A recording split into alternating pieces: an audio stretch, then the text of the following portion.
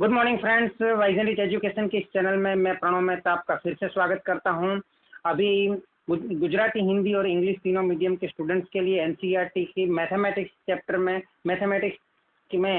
हम chapter number 4 कर रहे हैं। तो चैप्टर नंबर 4 में एग्जाम्पल नंबर 15 जो है उसके प्रैक्टिकल क्वेश्चन का हम यहाँ पे इक्वेशन बनाएंगे। वो पहला स्टेप हम यहाँ पे करेंगे और दूसरा स्टेप जो है इक्वेशन का सॉल्यूशन करना, वो आपको खुद से ट्राई करना है, आपको खुद से प्रैक्टिस करना है। फिर भी अगर आपसे सॉल्यूशन नहीं मिल रहा है तो आप मुझे कमेंट कर सकते हो, मैं उसका भी दूसरा वीडियो बनाऊंगा। अगर आपका कमेंट आएगा तो ही मैं वीडियो बनाऊंगा, अगर आपका कमेंट नहीं आएगा तो मैं समझूंगा कि आपसे उसका सॉल्यूशन मिल गया है। तो यहाँ पे क्वेश्चन जो है उस क्वेश्चन को गुजराती और हिंदी मीडियम वाले अपनी टेक्स्ट बुक में उदाहरण नंबर 15 पढ़ लीजिए 2 से 3 बार। तब तक ये वीडियो को पॉज कर दीजिए और बाद में मेरे साथ जुड़ जाइए ये क्वेश्चन के साथ। Motorboat was speed is 18 kilometre per our. आपकी बुक में कुछ ऐसा लिखा है, वही होता है। तो 1 घंटे में एक मोटर बोट जो है उसकी स्पीड दिया है 18 किलोमीटर पर आवर, मतलब वो 1 घंटे में 18 किलोमीटर तक चल सकती है। मतलब उसकी जो स्पीड है वो स्पीड का फॉर्मूला क्या है अपने पास? डिस्टेंस डिवाइडेड बाय या डिस्प्लेसमेंट अपॉन टाइम। तो डिस्प्लेसमेंट यहाँ पे कितना है? 18 किलोमीटर और टाइम कितना है? वो पर आवर मतलब 1 आवर। तो ये हो गया उसका स्पीड। अगर मुझे यहाँ पे स्पीड की जगह टाइम की आवश्यकता है तो मैं यहाँ पे क्या करूँगा? टाइम को इधर ले जाऊंगा, स्पीड को नीचे ले आऊंगा, ठीक है ना। अच्छा, तो उसके अलावा यहाँ इन स्टील वाटर दिया हुआ है, तो इसकी स्पीड है हमारे पास 18 किलोमीटर पर आवर या फिर 18 किलोमीटर पर आवर, या ऑब्लिक भी कर सकते हो क्योंकि डिवाइडेड है। अच्छा, इन स्टील वाटर टेक्स 1 आवर, तो वैसे भी लिखा है यहाँ पे 1 आवर। अच्छा सॉरी, यहाँ पे सेंटेंस खत्म नहीं हो रहा है। और ये जो स्पीड है वो 1 आवर मोर ले रही है, ज्यादा ले रही है, किसी और से ज्यादा ले रही है, तो वो ज्यादा टाइम ले रही है। तो यहाँ पे 1 आवर मोर की बात है, मतलब टाइम की बात हो रही है। तो गो 24 किलोमीटर अप स्ट्रीम। यहाँ पे 2 वर्ड है आपके पास, एक तो है अप स्ट्रीम और दूसरा है डाउन स्ट्रीम। नहीं दिया है यहाँ पे। To the same spot upstream to return downstream. यहाँ पे एक सेंटेंस है, यहाँ पे थोड़ा रह गया है, to return downstream. Okay, हाँ, तो वो 1 hour more to go 24 kilometre upstream to return downstream. मतलब डाउनस्ट्रीम, अपस्ट्रीम और डाउनस्ट्रीम क्या है पहले हम उसको समझ लेते, तभी ये क्वेश्चन को पढ़ने में भी समझ में आएगा। अगर पानी, अगर आप, मैं बता रहा हूँ आपको कि अगर आप साइकिल पे जा रहे हो और साइकिल पे जाते हुए अगर सामने से हवा आ रही है तो आपको ज्यादा ताकत लगानी पड़ेगी कि नहीं लगानी पड़ेगी? हाँ जी, बिल्कुल लगानी पड़ेगी, और शायद आप लेट से पहुंचो। हाँ, लेकिन उस परिस्थिति को, उस सिचुएशन को बोलते हैं अपस्ट्रीम। मतलब सामने से हवा आ रही है और आप जा रहे, आप जो जिस डायरेक्शन में जा रहे हो सामने से हवा आ रही है, उसको बोलेंगे हम अपस्ट्रीम, मतलब ऑपोजिट, है ना। तो यहाँ पे डायरेक्शन ऑपोजिट हो गया, क्योंकि जो फोर्स आ रहा है उसके फोर्स के ऑपोजिट आप जा रहे हो, तो आपको ज्यादा फोर्स देना पड़ेगा, वहां पे ज्यादा ताकत लगानी पड़ेगी। इसी प्रकार जब आप वहां से वापस आओगे और हवा आपके पीछे से आ रही होगी, तब साइकिल को आपको ज्यादा पावर नहीं देना पड़ेगा। आप एक बार पेडल मार लो, खत्म हो गया, बाद में चलते ही रहोगे, क्योंकि पीछे से हवा आ रही है, वो आपको धक्का देगी, वो आपको हेल्प करेगी। तो ध्यान दीजिएगा, वहां पे अपस्ट्रीम जो है उसमें क्या होता है, स्ट्रीम की जो स्पीड है, स्पीड ऑफ स्ट्रीम जो है वो आपकी पावर को कम करेगी, रजिस्टर करेगी, रोकेगी। तो आपका जो स्पीड है, समझ लीजिए आपका स्पीड, मतलब आपका स्पीड तो यहाँ पे दिया हुआ है 18 किलोमीटर और यहाँ पे दिया हुआ है, दूसरा दिया हुआ है अपस्ट्रीम। तो अपस्ट्रीम मतलब ऑपोजिट साइड होगा, तो वो आपको रोकेगी। मतलब आपकी नेट स्पीड जो है इन अपस्ट्रीम, आपकी जो नेट स्पीड है वो क्या हो जाएगी? तो नेट स्पीड इन अपस्ट्रीम क्या हो जाएगी? तो आपकी स्पीड जो है वो 18 किलोमीटर पर आवर है, लेकिन सपोज हमने ले लिया कि स्ट्रीम की स्पीड हमें जो फाइंड करना है वो ये स्पीड ऑफ द स्ट्रीम, उसको हम एक्स फाइंड कर रहे हैं, एक्स कर लेते हैं, speed of the stream is x kilometre per our. लेकिन आपकी स्पीड में वो इतना रजिस्टर करेगी उतनी कम हो जाएगी आपकी स्पीड, क्योंकि सामने से वो स्ट्रीम जो है, पानी का बहाव जो है आपकी तरफ है, मतलब आप जो पानी के बहाव की विरुद्ध दिशा में जा रहे हो, पानी का बहाव आपकी तरफ आ रहा है और आप सामने जा रहे हो, तो वो आपकी स्पीड को रोक देगा। तो 18 किलोमीटर पर आवर में से x kilometre per our minus हो जाएगा और वो हमारी नेट स्पीड हो जाएगी। समझ लीजिए आपकी स्पीड 18 किलोमीटर पर आवर है और पानी की स्पीड 10 किलोमीटर पर आवर है, तो आपकी स्पीड नेट स्पीड हो जाएगी 8 किलोमीटर पर आवर। इसी प्रकार नेट स्पीड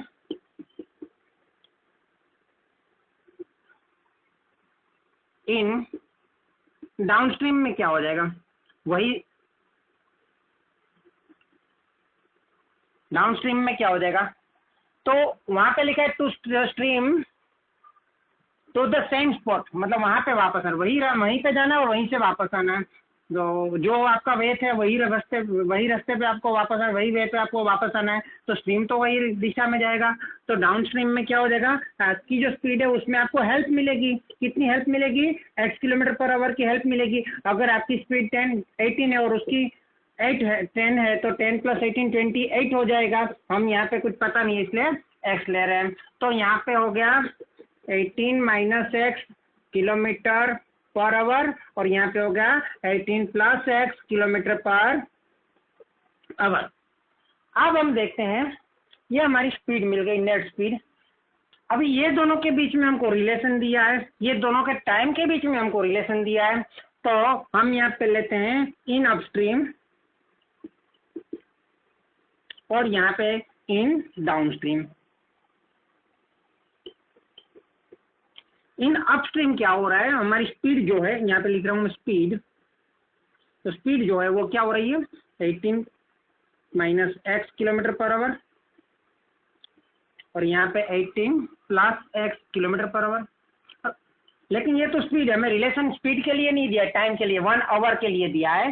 तो टाइम में इसको कन्वर्ट करेंगे तो टाइम क्या हो जाएगा, तो हमारे पास यहाँ पे स्पीड का फॉर्मूला है, speed is equal to distance upon time. तो टाइम को मैं इक्वल इधर लाऊंगा, इक्वल की इस साइड, तो यहाँ पे मल्टीप्लाई में आ जाएगा और स्पीड हो जाएगा नीचे। तो time is equal to distance upon speed.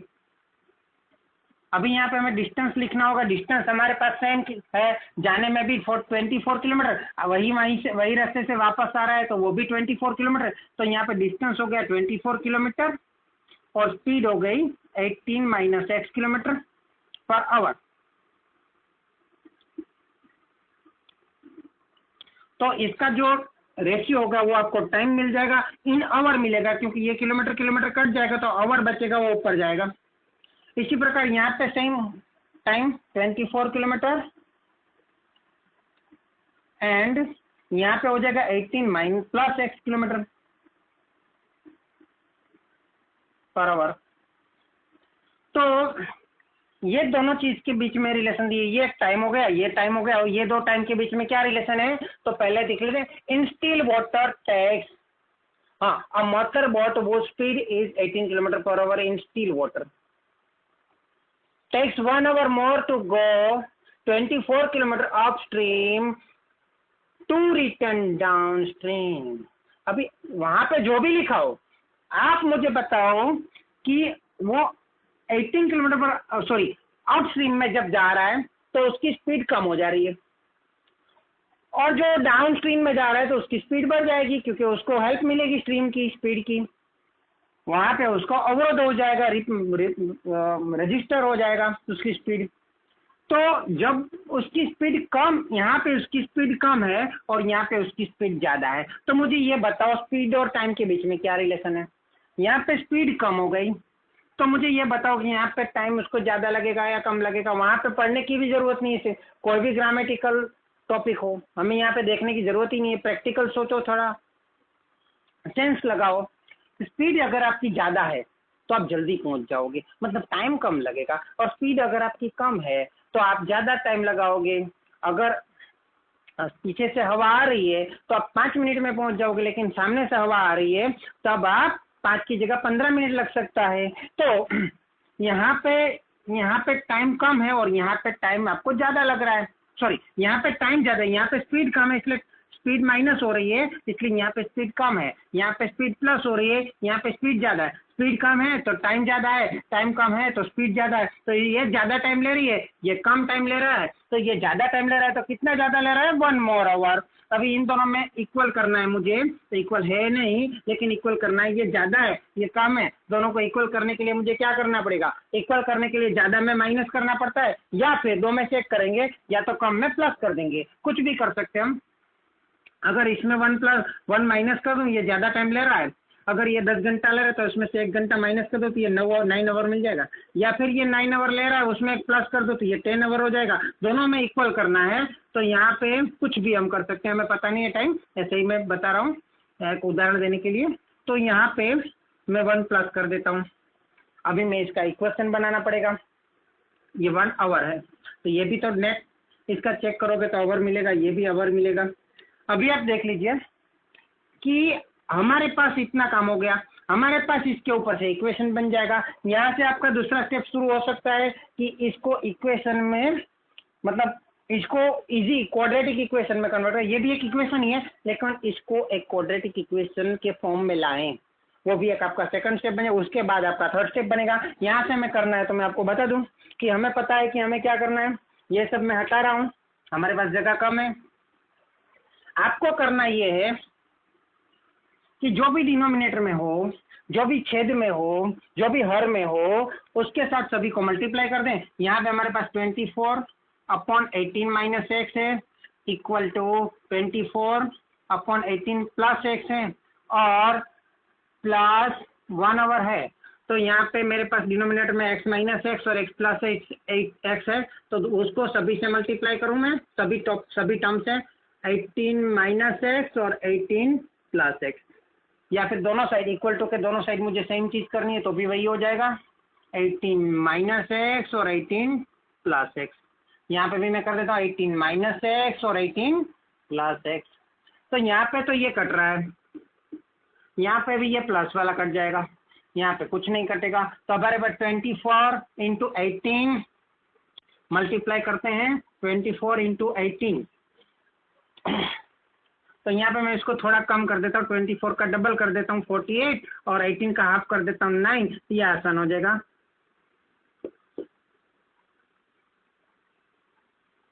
तो 432 plus 24 into x, 24x equal to same 24 into 18, 432 minus 24 into x, 24x, वहाँ पे प्लस, अब 1 तो है ही, तो यहाँ पे एक बार माइनस एक बार प्लस हम डायरेक्ट कर सकते हैं, 18 का स्क्वायर माइनस x का स्क्वायर, ए स्क्वायर माइनस बी स्क्वायर वाला फॉर्मूला आपको याद आ जाना चाहिए।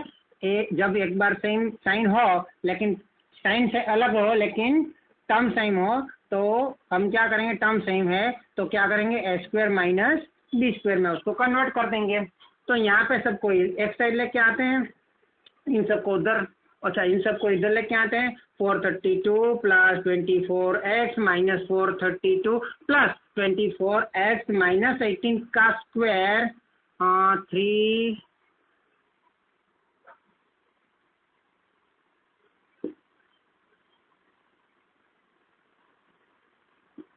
324 एंड माइनस प्लस हो जाएगा एक्स स्क्वायर इक्वल टू, उस साइड कुछ नहीं बचेगा तो 0, उस कमरे में तो कोई नहीं अभी यहाँ पे ये सब, लेकिन यहाँ पे ये दोनों थोड़े लड़के मर जाएंगे। उसके बाद बचेगा x square plus 24 48x plus minus 324, ये आपका हो गया क्वाड्रेटिक इक्वेशन फॉर्म। अभी इसको आपको सोल्व करना है और अगर आपसे नहीं हो रहा है तो आप मुझे कमेंट कीजिए।